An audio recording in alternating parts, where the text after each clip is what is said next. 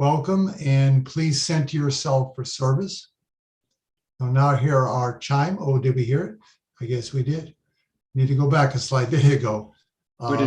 Please refer to your most recent unigram and e-blast. There's a lot of very important information that's coming out, so please refer to those. Just a reminder, we are still in the month of love. It began with the Martin Luther King birthday and will run through Valentine's Day.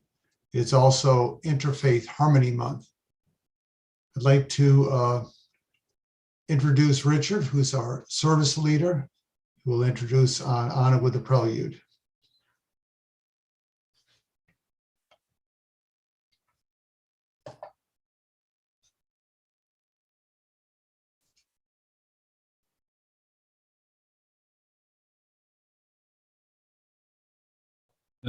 No, I'm not introducing Anna, she's introducing herself.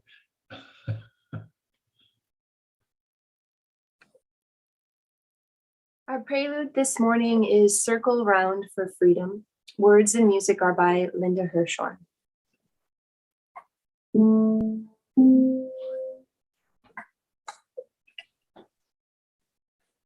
Circle round for freedom. Circle round for peace. For all of us in prison, circle for release, circle for the planet, circle for each soul. For the children of our children, keep the circle whole.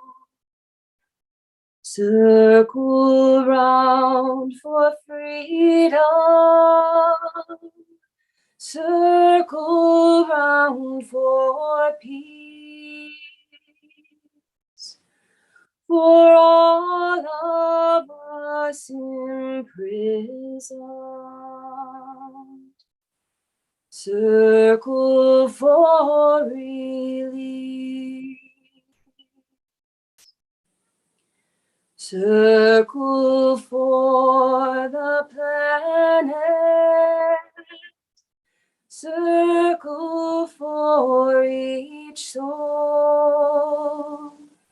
For the children of our children, keep the circle whole.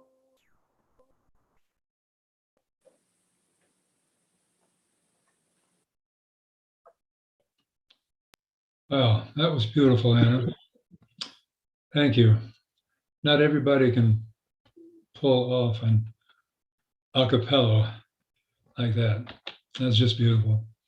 Anyhow, good morning, everybody. I am Richard Mcleod, and I am your service leader of the day.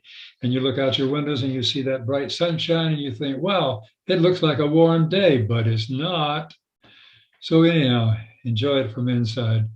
And I hope you enjoy this service, and maybe the warmth will just be in your hearts. So let's begin our service today with our congregational commitment. Now, you are muted, but would you please say this in your own privacy along with me?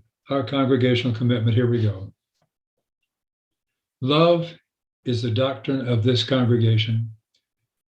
The quest for truth is its sacrament, and service is its prayer.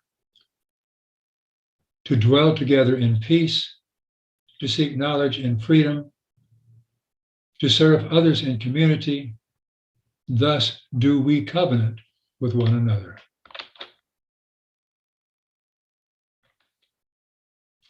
And welcome to the Unitarian Universalist Congregation of Columbia.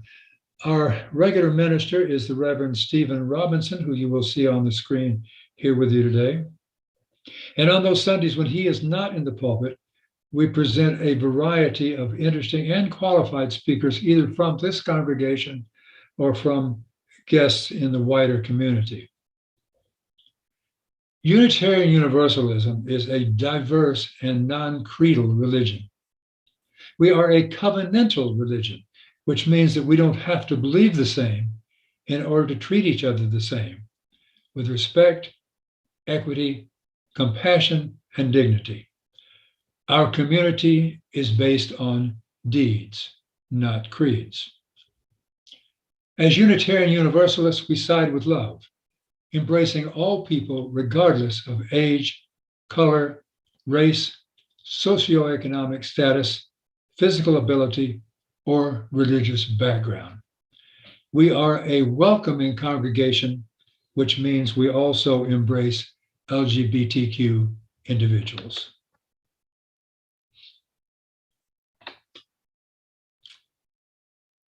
And at this time, we would like to recognize any guests or visitors who are with us today. I've seen a couple people already. Visitors, guests, if you would like to introduce yourselves, please unmute yourself and share with us your name, where you're from, and any other brief, pertinent details about yourself.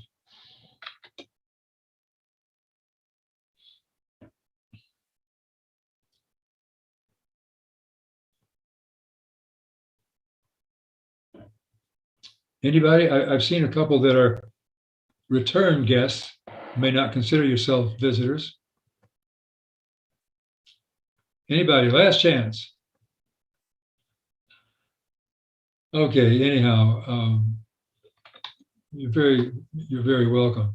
And when we get back in person services, you'll have a chance to really kind of greet each other and greet the rest of us in a little warmer setting than we've had here on Zoom.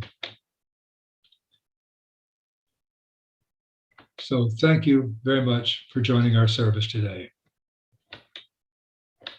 Our chalice lighter today is Linda Brenneson. She joined the UUCC in 2005, shortly after being brought for a visit by her daughter.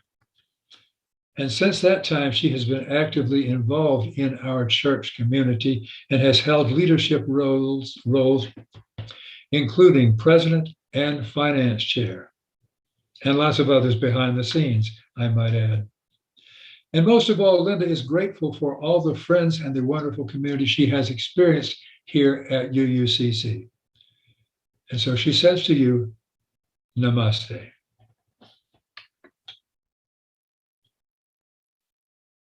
Spirit of light and life,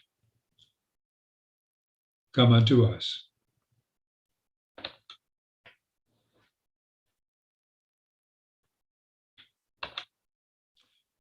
We are lucky to have with us today Reverend Pippin, Reverend Dr. Pippin, and we know that you already know a lot about her because she and her family have been around with us for a while, but let me tell you a little bit more. And then she'll have more opening words after that. Reverend Dr. Pippin is the executive director of the South Carolina UU Justice Alliance, and she's also the affiliated community minister here at UUCC. Reverend Pippin and her colleague, Reverend Dr. Jean Harriet, co-founded it in 2021 to build an alliance of South Carolina Unitarian Universalists acting for justice in partnerships that center on voices and authority of people experiencing injustice, especially BIPOC, LGBTQ, immigrant, and houseless people. SCUUJA provides mutual support of social action among UUs and partners in South Carolina, capacity building for sustained multicultural partnerships for social action, engaged faith-based allies, and a South Carolina UU community thriving in justice. Reverend Pippin also serves as co-chair of the Commission on Social Witness of the Unitarian Universalist Association. She lives in Chapin, South Carolina with her spouse, Steve, and their 3 children, along with 2 dogs, a cat, and very fish, too numerous to name, I suppose. She enjoys time with her family. She enjoys running, playing piano, cooking, mostly healthy food, reading, and admiring the outdoors. So now here's Pippin with the opening words and Anna with the opening hymn. Thank you, Richard. So it's true, I'm the executive director of the South Carolina Justice Alliance, and I promise to talk to you today about the Alliance, about what brought it here, why I co-founded it with Reverend Dr. Jean Harriet. But I also want to talk about why we're doing it the way we're doing and how we all bring intentionality into our justice work. Today, I want you to reflect deeply on your own beliefs about justice and all the ways that you bring that out in the world, whether you feel like you're active in justice work or whether it's a longing. I want to invite you to reflect on how loving change happens in your life. How do you create the change you long for in your life? Let us center ourselves and our hearts on this idea in the service today. And Anna, won't you now lead us in our opening hymn? I invite you to join in singing our opening hymn, We'll Build a Land, by Barbara Zanotti, Carolyn McDade, led by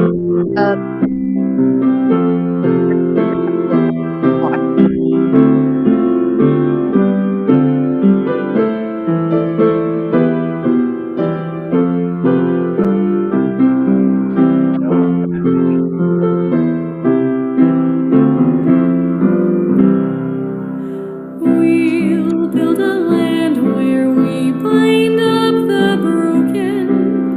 We'll build a land where the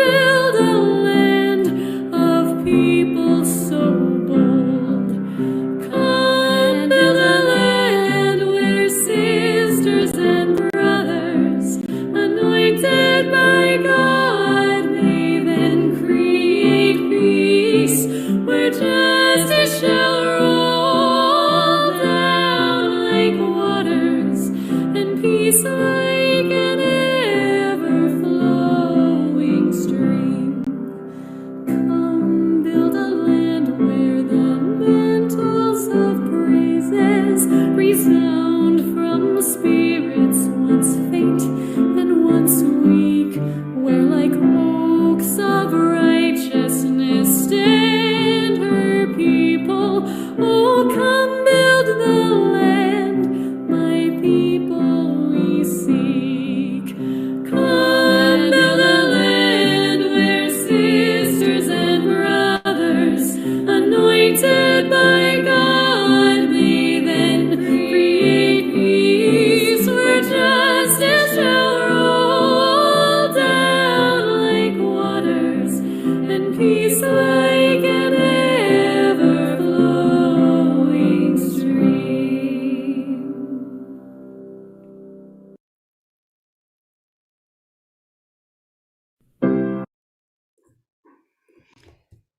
Here at the start of a new year and the start of a new effort for justice in South Carolina, and all the things you are starting or hoping to start in your lives, it is wise to begin by looking back to learn from history.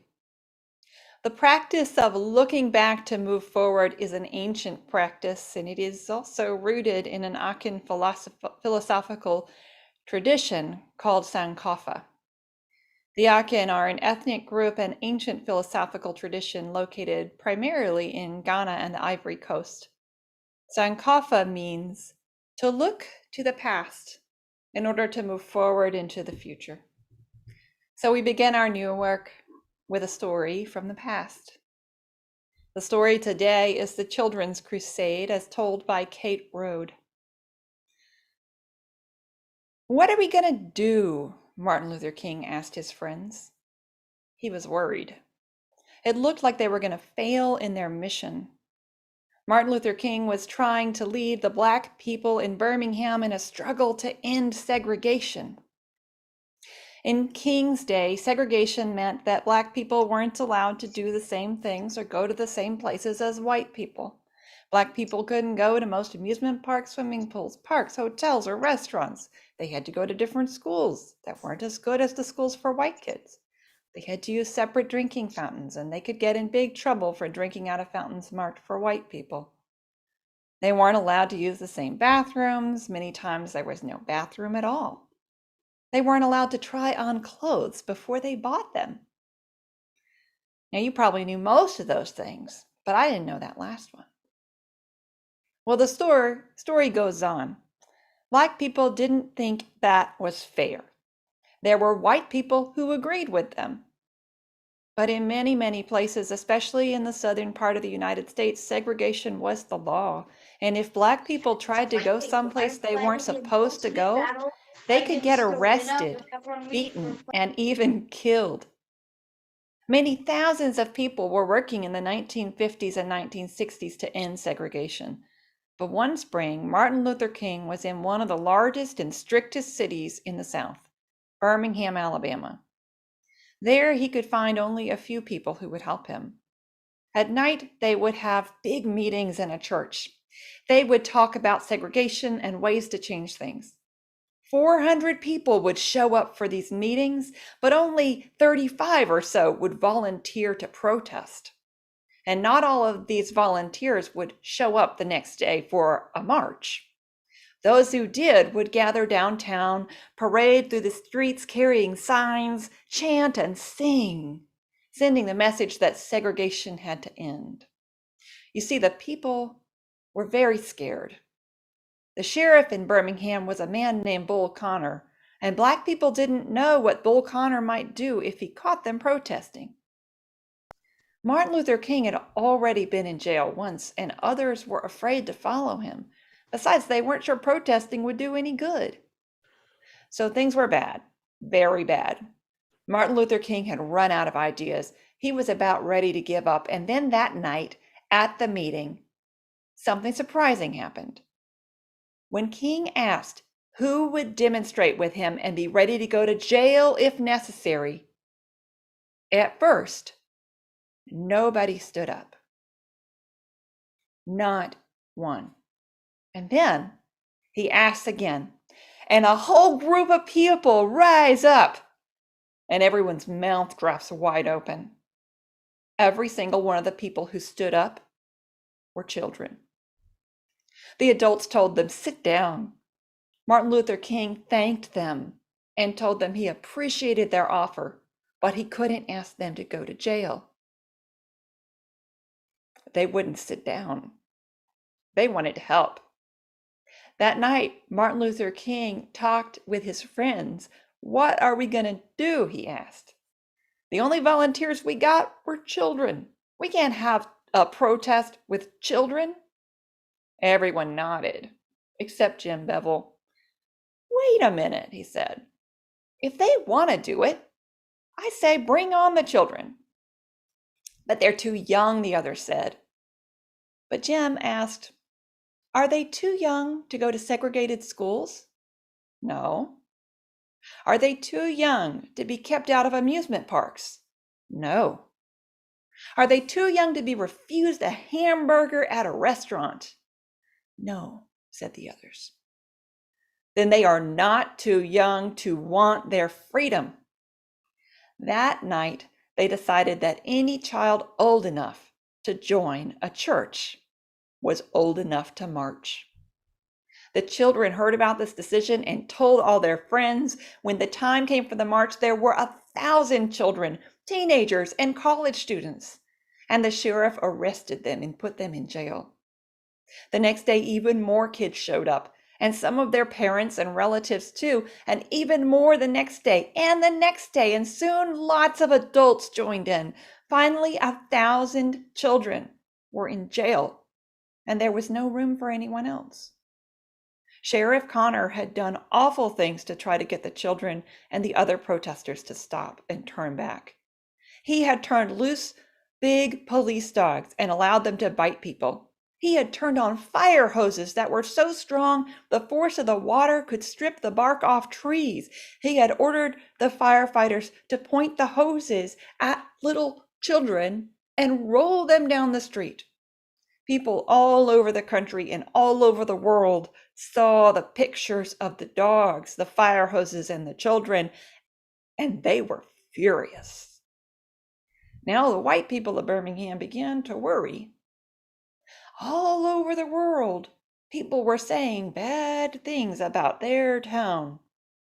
Even worse, everyone was afraid to go downtown to shop because of the fire hoses and the dogs. So they decided they might have to change things. A short time later, the black people and the white people of Birmingham made an agreement to desegregate the city and let everyone go to the same places. Today, when people tell this story, many talk about Martin Luther King. But we must also remember the thousands of brave children and teenagers whose courage defeated Bull Connor and helped end segregation in Birmingham, Alabama, and the rest of the country. I want you to reflect. I want to invite you to think about a part of this story. A part of the story where we see and we understand that a movement was transformed by the people not in the center, but the people at the edges. The people who seem to have the least power, who seem to have the least voice, but not the least courage. And so I invite you to reflect on that idea. What are the people at the edges of your life? Where do you find yourself at the edge? Let us hold a moment of quiet reflection on this story. Let it sink into our hearts and minds. As we prepare to move on into Candles of Community, Rev. Stephen will lead us. Thank you so much, Pippin, for sharing the story, challenging us, and allowing the children of history to challenge us today. Really appreciate that invitation and that courage that you shared. This time we have a moment in our service for Candles of Community. And even though we haven't had any candles submitted today, I know that we have folks that are hurting, that are recovering from surgeries, dealing with chronic illness.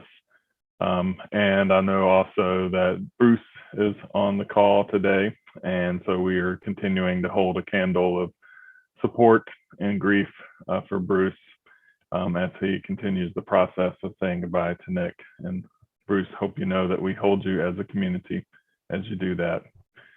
We also light a candle each week for the silent concerns that we're bringing into this space.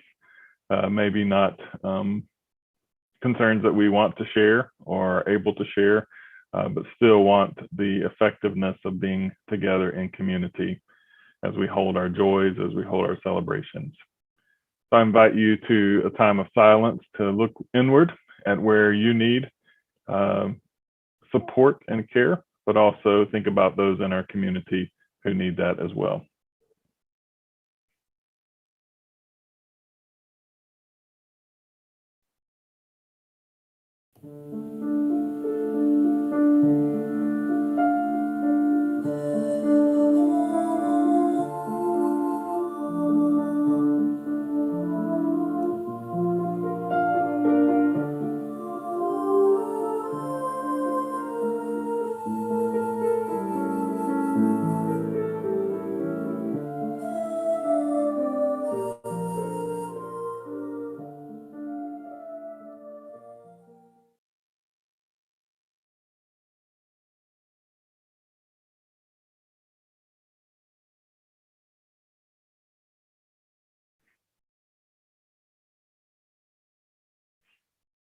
Thank you. This also gives me a chance to remind you all of the work of the Caring Committee and the effective way that they reach out and pay attention to those who are hurting in our community and not only in our congregation, but in the community around us, our friends, and folks that we are learning about and getting to know.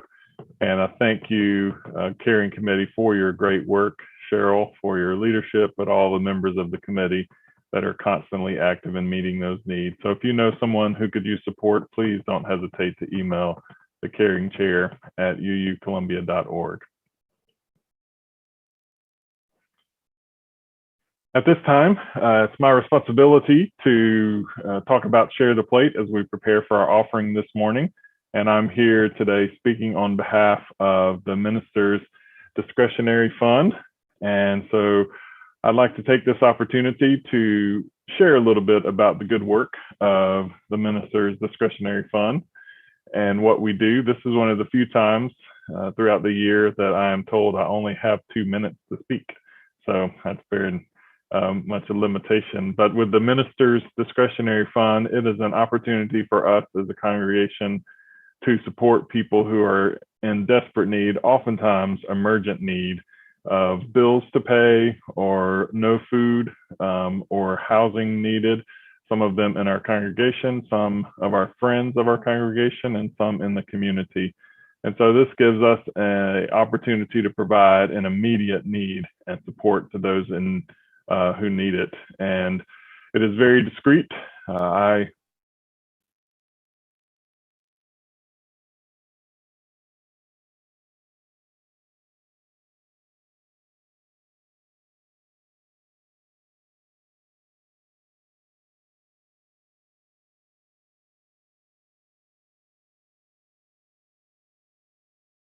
That the funds were used in contributions to those Share the Plate programs that we reach out to. But this is one of those times that I have to be discreet and just let you know that over this past year, we have helped people with immediate housing who needed hotels for the night. We've helped folks with grocery bills and food cards to be able to purchase what they need. We have paid light bills and water bills and just offered donations to those who were planning different things and needing help and support. And so know that this goes to the good work. Every dollar of it goes to the good work of reaching those who are in need. And so I invite you to really consider sharing and making a donation to the Minister's Discretionary Fund this month. You can do that by looking at the information on the screen, mailing a check, or clicking donate on the website. This time, I'm going to turn it over to Anna for our offertory. I invite you to listen or sing along to our offertory selection, God is Change, with words by Octavia Butler.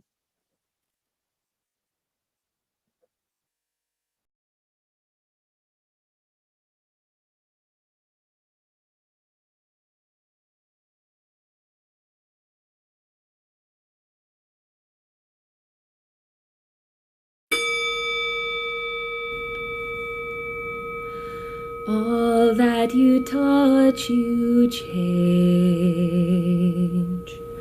All that you change, changes you. The only lasting truth is change.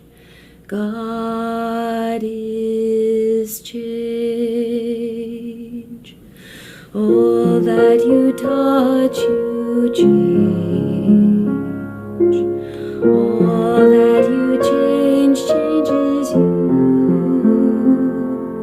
The only lasting truth is change. God is change.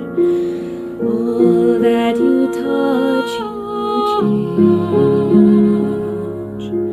All that you change, changes you. The only lasting truth is change. God is change. All that you touch, you change. All that you change, changes you. The only lasting truth is change. God is change.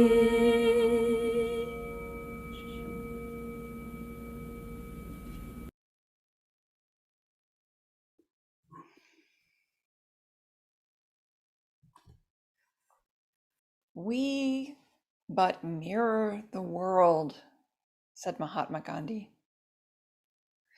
We but mirror the world. Recording in progress.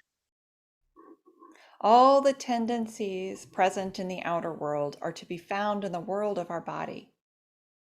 If we could change ourselves, the tendencies in the world would also change. As a man changes his own nature, so does the attitude of the world change towards him. This is the divine mystery supreme. A wonderful thing it is and the source of our happiness. We need not wait to see what others do. Mahatma Gandhi wrote this in 1913.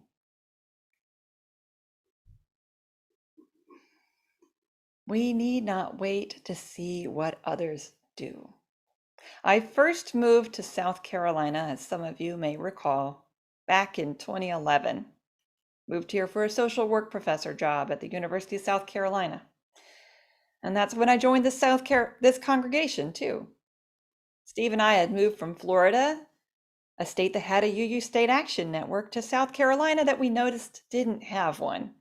And we started wondering, or maybe it was whining, why don't they have a state action network here? Steve and I were too busy with 2 full-time jobs and young children to start anything. But we did keep wondering and asking folks sporadically, and yes, whining about it a little. Why don't we have a UU State Action Network here? There are different ones all over the country. And the answers we kept hearing ran along 2 themes. One was, the UUs in South Carolina, they don't really do anything together. Well, that was interesting. Why, I wondered. And I also heard, well, what? There are other UU churches in South Carolina? For 5 years, that's about as far as we got with the idea. We noticed a pattern of isolation, and we just stopped there. We were busy, like I said. Then we moved to DC, where we got even busier with Steve's job and my ministerial internship and work. I thought about other things for a while, like becoming an ordained minister, which I did. And when we eventually returned to South Carolina amid the pandemic, and Steve and I once again started to lament that there was no state action network here, I realized I need not wait to see what others do. Let's reflect on this part of what Gandhi is saying. We need not wait to see what others do. The first time I encountered the sentiment of this idea was through a misquote. It's a famous paraphrasing of Gandhi, actually, that has been recreated as a misquote. You may have heard it like this: be the change you want to see in the world. He never said that. He said the full quote, which I read earlier. Have you heard this before? Be the change you want to see in the world? It's a lovely sentiment, but it can come across as individualistic and isolating. If we aren't careful, be the change you want to see could suggest that you only need to become the way you want others to be. How would that work? Would that really change the world? And what if we all each became the change we wanted others to see? Wouldn't we all be off in our own little worlds trying to become our own form of perfection? Off on our own, would we be doing what the world really needs us to do? Would we be becoming what we really need to be? The paraphrase can be discouraging too, because few, if any of us, can ever really fully be the change. How many saints in the room? Not me. Whether it's trying to live that zero carbon imprint lifestyle or bringing kindness into every moment of every day, or creating more justice for everyone. The idea of being the change on your own is a challenge on any day. And right now, it can be downright exhausting to lead the change on your own. UUs today are faced with a triple whammy of spiritual exhaustion. The mounting attacks on social and environmental justice, the national and global politics that seem to be backsliding into division and nationalism, and the pandemic that has got us all worn down physically and emotionally and spiritually. How can individual UUs or churches, let alone a social justice dreamer, overcome the mountains of trouble we face? All these troubles, the way we feel now, I wonder if it's just a little like how Reverend Dr. Martin Luther King Jr. felt when no one would march in Birmingham. And when the children and youth rose up, Reverend Dr. King and his colleagues, they still felt alone and responsible for those children until something happened. Somebody pointed out that the larger society was hurting and ignoring those children. Reverend Dr. King and the others began to realize they were perpetuating the same evil pattern that the larger society was. By ignoring the children, they were doing what society was doing to all Black kids. And when they changed that pattern and how they organized, when Reverend Dr. King found a way to say yes to the youth, and more youth joined and the whole world watched, that changed everything in that moment of the civil rights movement. Imagine what could have not happened if they hadn't risen. Reverend Dr. King studied Mahatma Gandhi. He studied a lot of world leaders. He was incredibly well acquainted with all the work of nonviolence. And he knew well what Mahatma Gandhi had meant about inner work and our outer work for justice. And I think that's how Reverend Dr. King was able to embody transformation even in a desperate moment. We must allow our work for justice to flow from a place of integrity, authentic nonviolence, and inner peace. We must avoid the negative tendencies in society, not because we're seeking inner perfection, but because this approach to organizing allows us to choose better nonviolent collective action. As I imagined a statewide action network for South Carolina, I knew that I had to overcome the isolation I had encountered before. And as soon as I started building connection instead of stopping at isolation, I met Reverend Dr. Jean Harriet, another UU minister who also wanted to forge an alliance in the state. And then I met Rick Hannenberg and Reverend Scott Neely from the Spartanburg UU Church. And I met the social action team here at UUCC, who was also eager for a social state action network. And at the Unitarian Church in Charleston, and the Aiken UU Church, and the Newberry Church. And soon virtually all the South Carolina congregations were on board and looking forward to a statewide action network, all because we reached out to build connection.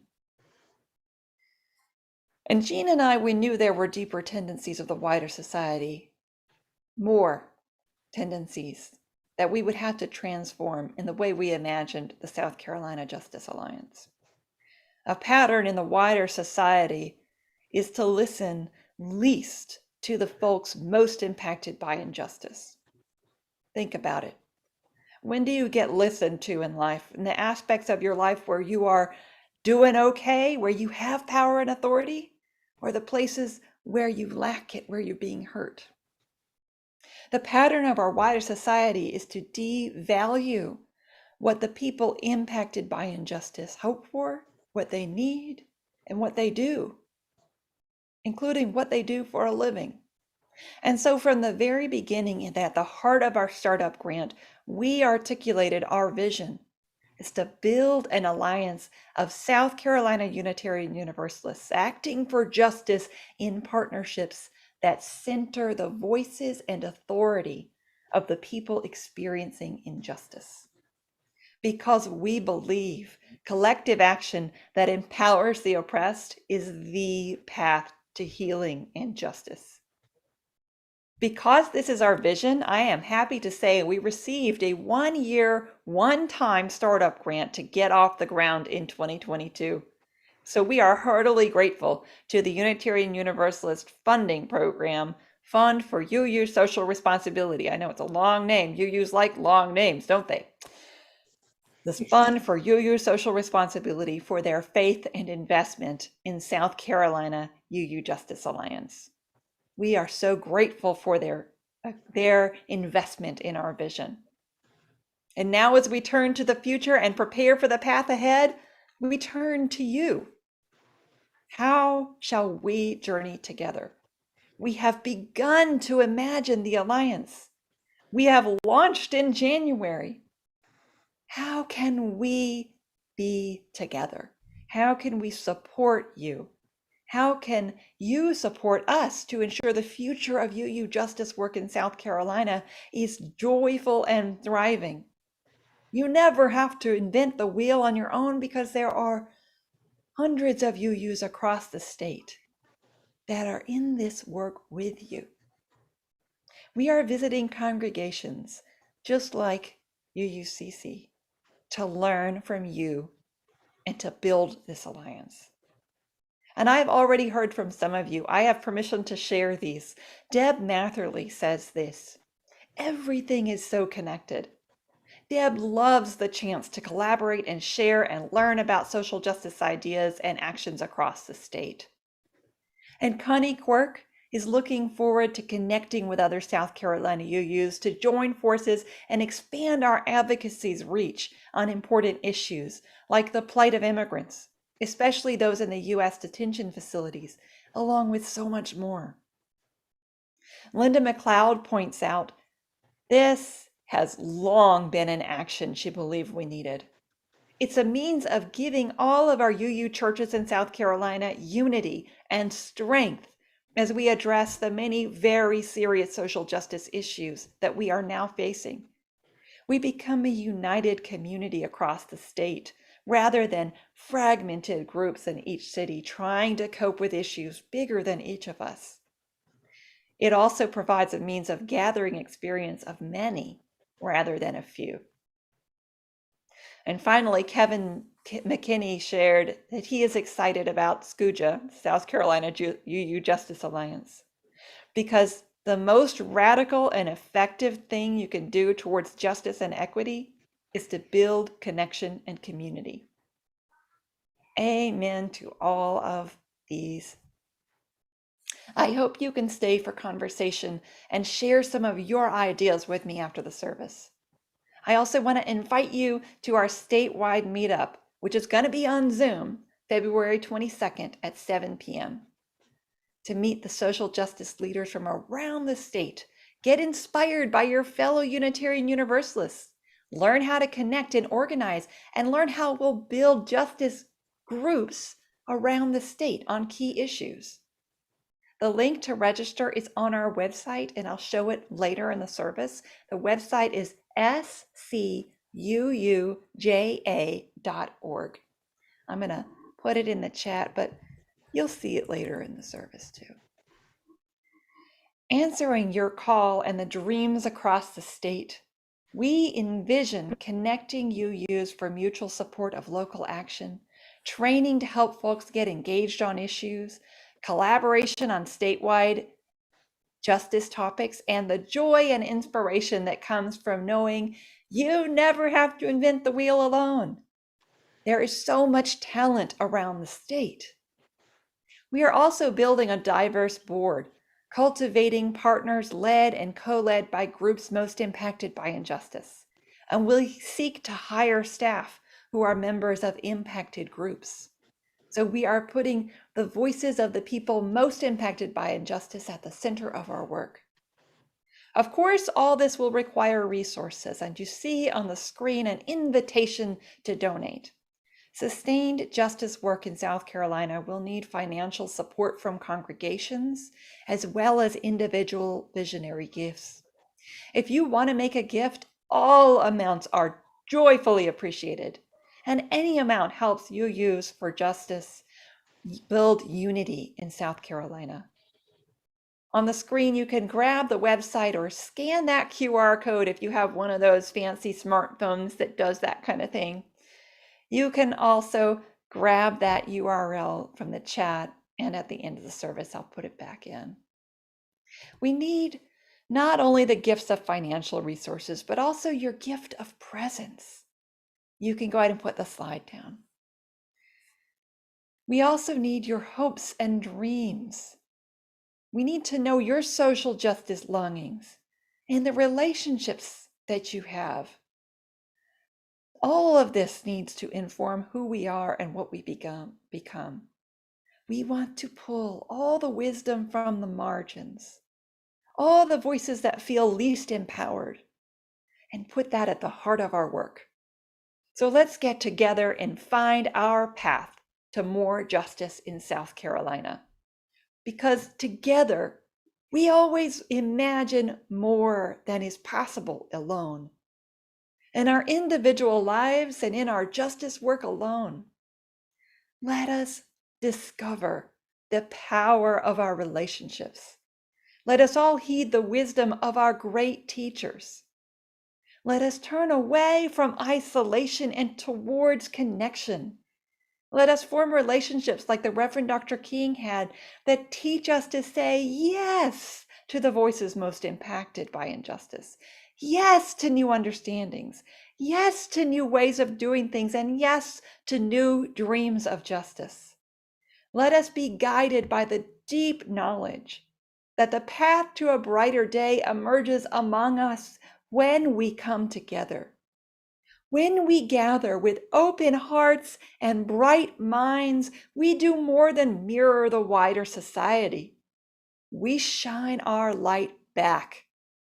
So let's get together and shine our light on one another and on South Carolina.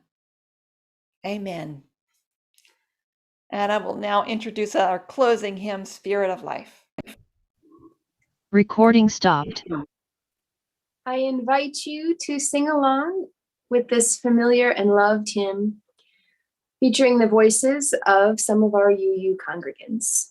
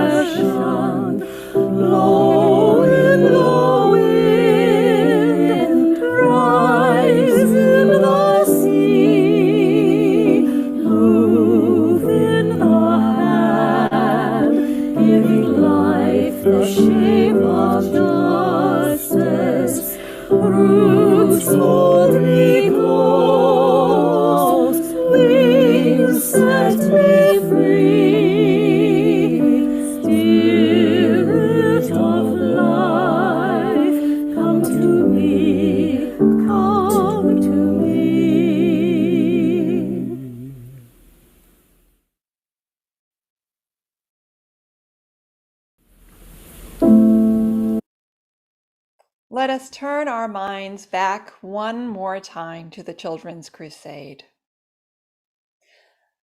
A room full of hopes crashing. You can stop the slide. A room full of hopes crashing and sinking around Reverend Dr. Martin Luther King and his colleagues. No one standing. And the brave souls rising for justice even when no one thought they had any power. A friend saying, let's empower their bold ideas. And a leader and his team truly open to listening, bending, no matter what happened next, no matter what the outcome of the civil rights movement. Saying yes to those youth's voices was a holy act of justice and healing. It was a radical act of transformation, being in right relationship. This is the power of what Gandhi calls us into in our collective lives. Choose to do justice. Choose to be love. And in that healing choice, we change everything. Let our hearts always recall, we need not wait to see what others do. Blessed be, and amen.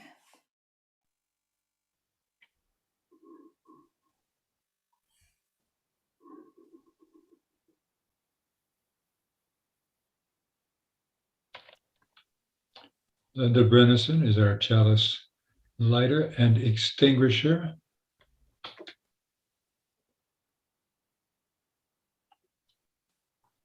We extinguish this flame, but keep its light burning in our hearts with a message of inspiration and comfort, the messages we have heard here today, until we are together again. I invite you to join me in singing our congregational benediction by Sharon Matchett. May the blessings of truth be upon us. May the power of love direct us.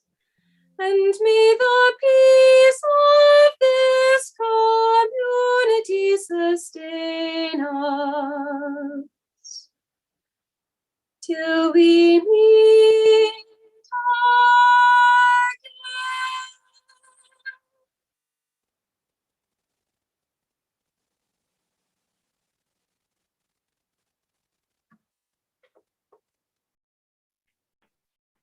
Thank you all for being a part of the service today.